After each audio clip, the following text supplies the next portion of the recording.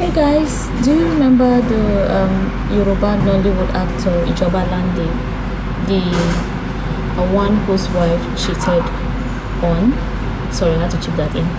So recently he shared an interesting fact, or is it an interesting discovery, that he was paid 90,000 naira on a set with Nollywood record breaker Funke Akindele.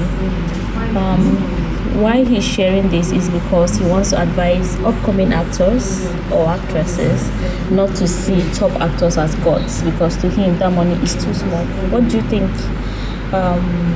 We should question what role he played, how long he was on set, or do you think that money was too small?